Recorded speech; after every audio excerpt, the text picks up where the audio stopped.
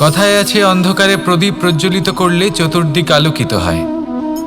কিন্তু যদি এই প্রদীপ আমি সূর্যের আলোর সম্মুখে সকালবেলায় প্রজ্বলিত করে রেখে দিই, তাহলে কি হবে? আপনি বলবেন যে এটা করে তো কোনো লাভই হলো না।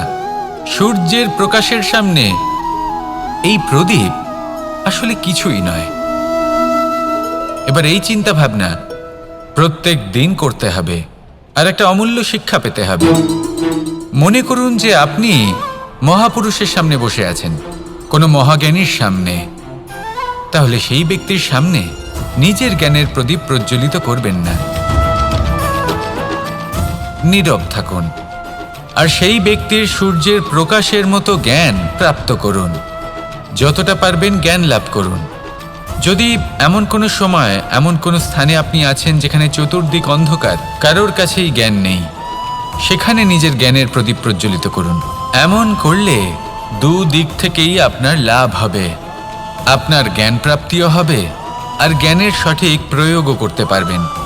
আর এই মন প্রসন্ন হয়ে বলবে, রাধা রাধা।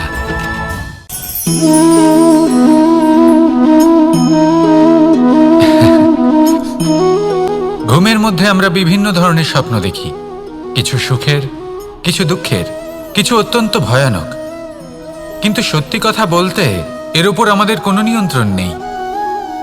কিন্তু আমি এমনও কিছু ব্যক্তিকে দেখেছি যারা খোলা চোখে স্বপ্ন দেখেন এবং তা যাপন করেন। নিজেদের একটা আলাদা স্বপ্ন নগরী আছে ওনাদের, সেখানেই জীবনযাপন করেন। আসল বাস্তবটা কি তাতে ওনাদের কিছুই যায় আসে না।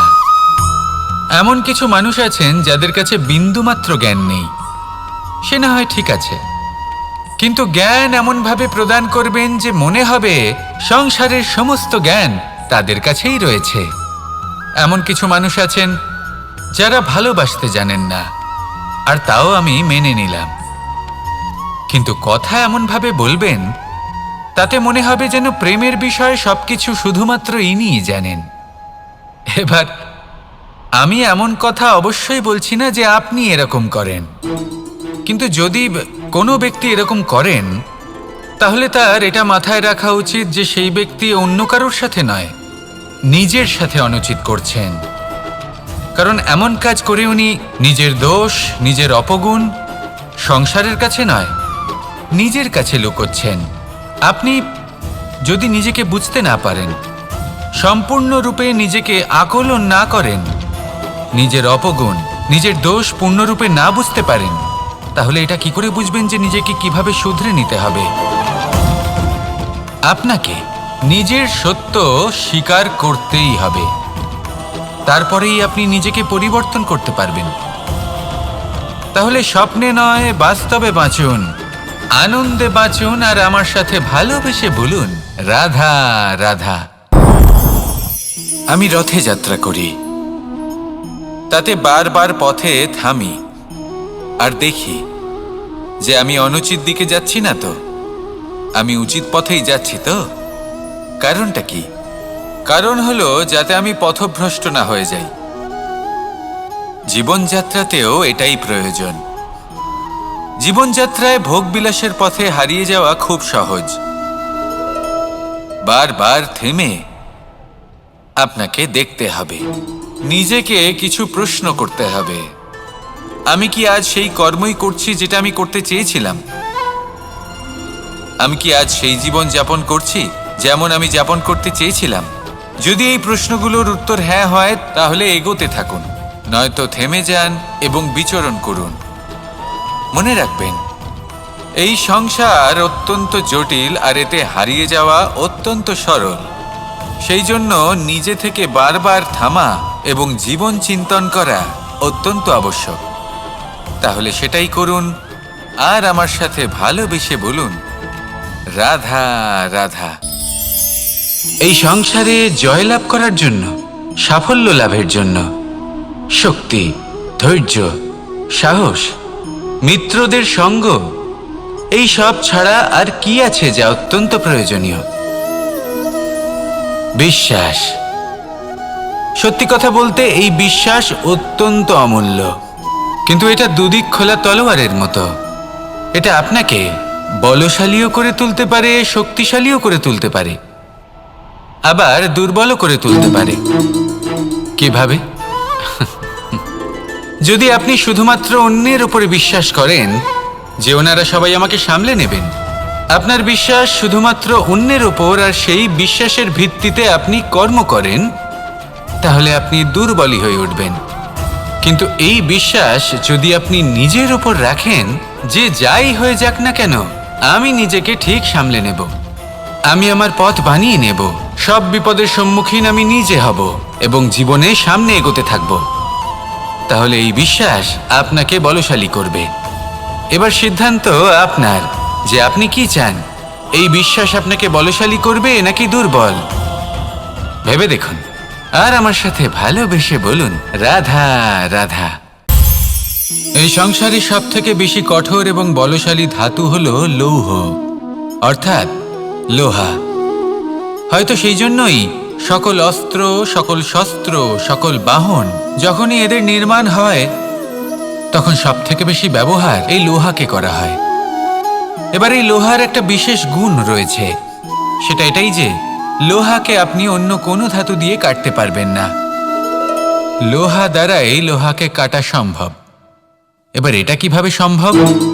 যে লোহাকে কাটতে হবে তাকে গরম করা হয়, যে লোহা দ্বারা কাটতে হবে সেটাকে ঠান্ডা রাখতে হয়, অর্থাৎ ঠান্ডা লোহা দ্বারা গরম লোহা কাটা হয়। এবার এই যুক্তি, তার প্রয়োগ আমাদের জীবনেও করা যেতে পারে। যদি আপনার কাছে শক্তি থাকে, যদি আপনি বুদ্ধিমান হন, আর যদি আপনার মন স্থির হয়, শান্ত হয়, তাহলে এই সংসারকে আপনি বদলাতে পারবেন। কিন্তু যদি আপনি শক্তিশালী হন, বুদ্ধিমান হন, কিন্তু আপনার মন অস্থির হয়, আপনার মন স্থির না থাকে, কোথায় কোথায় আপনি রেগে যান, তাহলে আপনি কখনোই সংসার বদলাতে পারবেন না। যদি পরিস্থিতিকে নিজের মতো গড়ে নিতে হয়, তাহলে ধৈর্য, সংযম এবং স্থিরতার শীতলতাকে আপন করে নিতে হবে। আসুন আমার সাথে ভালোবেসে বলুন, রাধা রাধা। সঙ্গীত হলো আমার অত্যন্ত প্রিয়। আমার বাঁশির সুর আমার মনের শান্তি এবং ভালোবাসার প্রতীক। সেই জন্য যে ব্যক্তি আমার বাঁশির সুর শোনেন, তিনিও সেই শান্তি এবং ভালোবাসা অনুভব করতে পারেন। শুধু এটাই তো শিখতে হবে। আমরা জীবনে যখনই কোনো কর্ম করি, তখন মনের মধ্যে ইতিবাচক বোধ থাকা উচিত, মনে ভালোবাসা থাকা উচিত। এটা হলো অত্যন্ত গুরুত্বপূর্ণ। যদি আপনার মনের ভেতরে ঘৃণা, বিদ্বেষ, ক্রোধ, ঈর্ষা এইসব বোধ থাকে এবং আপনি কোনো কর্ম করেন, তাহলে আপনি এই আবেগগুলোই সংসারে ছড়িয়ে দেবেন। আপনার আশেপাশের মানুষজন এই বোধ অনুভব করবেন, এগুলোই অনুসরণ করবেন, আর এই সব আবেগই আপনি আশেপাশে দেখতে পাবেন। তার বদলে যদি মনের মধ্যে ভালোবাসা থাকে, ইতিবাচক বোধ থাকে, সত্যের প্রতি শ্রদ্ধা এবং করুণা থাকে, তাহলে এই সকল আবেগ আপনি সংসারের মধ্যে ছড়িয়ে দেবেন, আর সেটাও মানুষ অনুভব করবেন এবং এগুলো অনুসরণ করবেন। আপনার আশেপাশে আপনি কোন আবেগ দেখতে চান, সেই নির্বাচন আপনারই। আপাতত আসুন আর আমার সাথে ভালোবেসে বলুন, রাধা রাধা। আমরা সবাই এই সংসারে সূর্যের মতো হয়ে উঠতে চাই, সূর্যের মতো তেজস্বী, প্রকাশময়, যশস্বী। সূর্যের মধ্যে এতটাই তেজ থাকে যে সবাই তার সামনে নত হয়ে থাকে। সেই কারণেই সূর্যকে যশদানের গ্রহ বলা হয়। আমরা সবাই সূর্যের মতো উজ্জ্বল হতে চাই, কিন্তু তার জন্য সূর্যকে প্রত্যেক দিন জ্বলতে হয়।